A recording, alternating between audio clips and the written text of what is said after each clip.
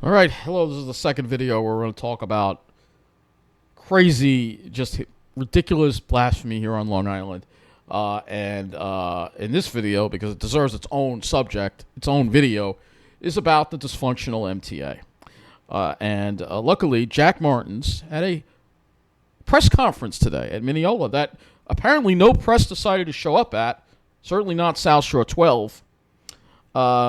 It says, today we held a press conference to expose, actually this was 2 days ago, but I don't think SouthShore12 was there at all, to expose Governor Hochul's latest effort to make Long Island the MTA's piggy bank. They're calling it congestion pricing, but it has absolutely nothing to do with easing congestion and everything to do with the $1 billion deficit the MTA is running. And we all know that Fraudsters Alliance supports congestion pricing because Fraudsters Alliance, I'm not going to call them Riders Alliance because they're fraud. They're part of the Wall Street machine, so of course they're going to support this. So every passenger vehicle driving into Midtown gets hit with a $15 fee from 5 a.m. to 9 p.m. Small vans and trucks are $24, and larger trucks and buses are $36. So trucks which deliver goods to Long Island, we're going to see our prices go way up here on Long Island even more. Doctor's appointment, too bad. Small contractor doing business, too bad. Senior citizen, too bad. Live in the area and leave to run errands, well, that's too bad as well. And while we're getting fleeced, the MTA still refuses to take any action to stop $700 million in fare evasion. Easier to tax us instead. So this is what's going to lead me into fare evasion. So the MTA is so dysfunctional. The LIRR, this is from the Long Island Railroad today, they are dropping a second ticket check on westbound trains. That's right. So no longer will your ticket check be checked twice, once before Jamaica and once after. Now they're only going to check it before. So this is more people are going to get free rides. I mean, this is how dysfunctional the MTA is. It is the most dysfunctional transit agency, I think, in the whole country right now. Yes, even more dysfunctional than Nice Bus. For decades, the LIRR has checked tickets on most trains twice, once before Jamaica and once after Jamaica. Even for a railroad in many ways suffocated by an archaic ticket collection system, this practice of checking tickets multiple times on the same train is pretty uncommon among the legacy commuter rail carriers across the country. The LIRR has employed this practice over the years due to a large volume of passengers changing trains at Jamaica, which we all know went up after the Grand Central Madison changes. By checking all tickets both before and after Jamaica, train crews wouldn't have to keep track of who got on, who got off, who got on, and who needs to change trains. And so passengers have been disturbed, woken up, and otherwise asked for their ticket a second time on most trains that stop Jamaica. But the LIRR is doing away with that second ticket check on westbound trains under a new policy, which I've noticed on place on trains over the last few weeks and have heard from conductors, and has been confirmed in recent MTA budget documents. The LIRR is no longer requiring train crews to perform a second ticket check after Jamaica on westbound trains. That means that train crews will now normally punch your ticket through and not ask for it again after Jamaica. This probably explains why people have been hiding in the bathroom a lot now. All right? So the MTA's broke. They're crying for more money, and they can't even be bothered to check the tickets twice. And this happens a lot even on eastbound trains, where I get on an eastbound train to Jamaica, they don't check it. The LIRR has included this as one of their operating efficiencies that each agency was challenged to come up with as part of last year's MTA operating budget. The LIRR says eliminating the second ticket check on westbound trains will allow them to position train crews more efficiently. So apparently this guy might agree with it. I'm not going to read the whole thing, but obviously this hasn't made the news yet, but this is just another example of dysfunction at the MTA. So now I could actually if I get on a really crowded train, and usually trains sometimes will empty out at Jamaica, but if I get on a really crowded train, the conductor can't get through, I'm getting a free ride. Because if I can make it to Jamaica without getting checked, then I'll get a free ride all the way to the city. This is not acceptable, all right? So let's go to this now op-ed on the Long Island Railroad, all right? And actually, before I read that, let's talk a little more about congestion pricing. All right, so there was a story on, this might have been it, yeah, the city stations covered it. I don't think News 12 covered it. Put the brakes on the congestion pricing plan. They say it will cost Long Island commuters, delivery drivers, and rideshare drivers about $36 per day just to keep living their lives as they were before the pricing plan was put into place. They're calling the plan highway robbery. This isn't about cleaner air. This isn't about less traffic. You don't see News 12's microphone there. You see NBC, you see CBS, you see WABC, and Newsday. But not South Shore 12, because they think we don't exist in Mineola. This is about nothing more than money. Money being thrown into the black hole that is the MTA. The MTA stands for money thrown away. However, Governor Hochul is a vocal supporter of the congestion pricing plan, saying it will result in cleaner air, better transit, and less gridlock. No, she's full of it. No, but first at 11 o'clock on Neighborhood on the... She's full of it. She's full of it, all right? She's full of it, all right? Phil Murphy is against congestion pricing. Yes, Phil Murphy, Governor Murphy. Again, I love Phil Murphy. I think he's an awesome guy. I really do. I wish he was my governor, all right? I really wish he did. He cares about the people of New Jersey, all right? Plan. Yesterday, we told you how much extra it's going to cost. And this morning, we have some more info about some of the discounts, plus more fallout from the state of New Jersey. Eyewitness News reporter Anthony Carlo joins us live from the Upper West Side with what we need to know. Gantries has already been installed. New Jersey feels like they're getting a raw deal in this whole thing. You've actually got some local politicians accusing the governor of New York of helping New Jersey more than she's helping New York with this congestion pricing plan. Governor Hochul says she's reviewing the whole thing. And remember, these are just recommendations so far. Nothing is final. But let's take a look at some of the numbers, at least being proposed so far by the MTA's advisory board. I mean, vehicles look at these numbers, all right? I mean, this is just... Entering Manhattan south of 60th Street would be hit with the following following tolls. The cars would pay $15, would be charged $125 per ride. The GW before entering Midtown, angering some New Jerseyans. However, the board is proposing deep discounts in the overnight hours, when the toll would be 75% off from 9 at night to 5 a.m. and from 9 p.m. to 9 a.m. on Fridays and Saturdays. Still a lot of money. With 50% off for low-income drivers making multiple trips. New Jersey Governor Phil Murphy says it's still a ripoff. Yep. It's ripping off New Jersey commuters to pay for whatever financial failings the MTA has. Yep. We're considering all of our options, including further legal action. I am a little surprised that the state of New Jersey continues to push back when all You're a Wall Street guy, Jano. Come on. Jano is, I love Phil Murphy. He's calling out all these corrupt people. Try to do is invest in our own transit system on our own territory. So somehow New Jersey was able to do that without congestion pricing. New Jersey was also able to do that without raising fares. But you can't do that, right? They don't ask our permission to put tolls in the Garden State Parkway, that's for sure. Now, we know Governor Murphy already lodged a lawsuit regarding the federal approvals that he says allowed the MTA to do something like this. The Taxi Workers Alliance, well, they say that this is going to just devastate a workforce that has already been devastated time and time again. And it's not going to do a damn thing for the environment.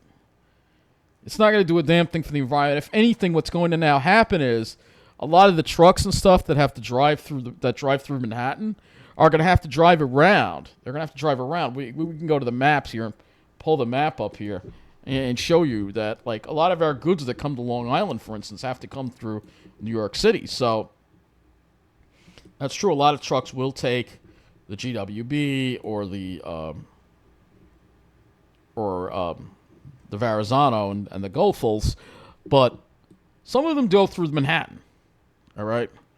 Because it's closer, especially considering that there are a lot of warehouses in this particular area here of New Jersey. So now they're going to have to drive out of the way. That's actually going to cause more pollution and cause a higher price for us, or they're going to have to pay this fee, which is ridiculous. It really is ridiculous, all right? The governor cares about the environment. Governor Hochul, if you cared about the environment, you wouldn't have raised fares on the MTA, all right? If you cared about the environment, you do something about all these people driving pickup trucks because they think it looks cool. Don't tell me that. She's so full of shit. She really is. I mean, it's so obvious, all right? And, of course, Fraudsters Alliance is I hate Fraudsters Alliance. Don't even get me started on them. The last thing I want to read to you about the MTA and their dysfunction is MTA LIRR, Penn Station, and Grand Central Madison bloopers. This is an op-ed that actually popped up that I'm going to read here. There is nothing to celebrate concerning opening of the new New York Metropolitan Transportation Authority Long Island Railroad, $700 million 7th Avenue, 32nd Street, Penn Station entrance. Just like previous investments, including the $1.6 billion Moynihan Station, the $300 million West End Concourse, and $600 million 7th Avenue, 33rd Street entrance, and enlarged main concourse total $3.2 billion. They do nothing to eliminate periodic cancellations and consolidation of LIRR, New Jersey Transit, and Amtrak trains utilizing either the East River or Hudson River tunnels due to signal, power, broken rails, or other malfunction. Also, all this money spent, and we still are short on diesel equipment. Really shows you how screwed up the MTA is. These investments provide no improvement for reliability of service or additional platform or track capacity. Periodic overcrowding at all platform levels will continue. This results in overcrowded trains with insufficient seating capacity, and we've seen that especially on the main line. Some riders end up standing in the vestibules and aisles. The mad rush to board late arriving trains for the trip home will continue. Amtrak initiation of East River Tunnel rehabilitation starting in 2024 will result in one of 4 tunnels being removed from service 24/7. If a train stalls in one of the 3 remaining tunnels, thousands of commuters will be late. To preserve existing service, some LIRR rush hour trains will be canceled or combined. Oh, and I think I have a feeling who'll bear the brunt of that? It won't be the snobs. Until this work is over, it's funny because we opened Grand Central, we spent all this money on Grand Central, and when they're shutting a tunnel down, we're still going to see our service reduced. Instead of rerouted to either Atlantic or Grand Central. We have a whole new terminal, all right? Spending so much money. And look, so getting on with this article, it says, until this work is over by the promised 2027 date, it will be impossible to guarantee safe and reliable on-turn service with a full schedule of trains, including a seat to and from Penn Station for LIRR commuters. So this rehabilitation starts next year. I guess I don't want to see what those schedules look like. We all know the snobs won't have we're going to be dealing with the brunt of that here on the main line. You know it. We already deal with the brunt of the problems. 10 months after the LIRR began full-time East Side access service to the $11.6 billion Grand Central Madison, virtually all the facility storefronts are still vacant. 10 months after this. Yeah, they're still empty. Not even a newsstand or Dunkin' Donuts to be found. This is a sad commentary on MTA Chairman Janno Lieber. Yeah, he turned out to be really awful, real awful. I didn't think he was, but would turn out to be that way. But it seems like everybody who gets to be in that position, basically they have to answer to Wall Street. They don't care about us. MTA Office of Capital Construction and MTA Real Estate and Management of the LIRR East Side Access to Grand Central Madison project. The original completion date was 2011. Full-time service began in February 2023. MTA Real Estate had years to find tenants for the 32 vacant storefronts. Now, MTA Real Estate promises to issue a request for proposals in early 2024 to find a master tenant to manage all 32 vacant storefronts. By the time this process is completed, commuters should be prepared to look at the artwork covering up all the vacant storefronts until December 2024. How many other vacant storefronts are there at the other 472 New York City Transit, 125 LIRR, 124 Metro North Railroad, and 21 Staten Island Railway stations?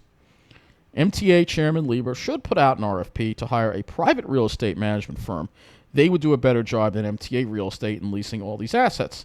It would generate badly needed revenue and provide riders with basic amenities. So you have vacant space that businesses could actually be paying rent to the MTA right now, helping their budget hole, but it's sitting there vacant. Great article here. I had to share that with you. Great article. But the fun doesn't end there because there's other LIRR news as well that I can't read for you. That's in Newsday. But it says here, well, it says actually we can. We might actually be able to, read this. It says half of the recommendations for LIRR and M9 contract were not implemented. So it's just more dysfunction in the MTA. I'm not going to read this one because I don't want to make a whole bunch of long videos here. But there's such dysfunction at the Long Island Railroad, it's not funny. And the MDIs had problems, workmanship problems, and I like them. I think they're nice riding trains, but there were issues with them. And we're still not, the M9A contract is not happening. That has to be going out to bid again. There's a whole article. Yeah, audit finds LIRR, false LIRR oversight of new M9 train fleet. So it's a mess at the MTA. It is. And I think it's the worst shape the MTA has ever been. And I think it reflects on the governor. It reflects on the corruption of Wall Street getting involved with the MTA. And this big problem that we have right now with the MTA, just, complete dysfunction. And, they've gotten bailed out so many times. And, you can do the congestion pricing, and they're still going to cry that they're broke, all right? I think we need federal oversight of the MTA at this point because they're so dysfunctional. Of course, the federal government is screwed up, too. So, I don't know. Just shut up and live in New Jersey, I guess, is pretty much the saying that everybody's saying. If you don't like it, you can't afford these things, then you can't afford to live in New York, you can't afford to live on Long Island, and you're going to have to go leave. It's only for us snobs only. They're just going to live it up in their enclaves. Look at them living it up. Now my phone sucks, but you're real happy they're living it up. They had a great week on Wall Street. Won big, and, continue the plan of forcing us out. This is all part of it.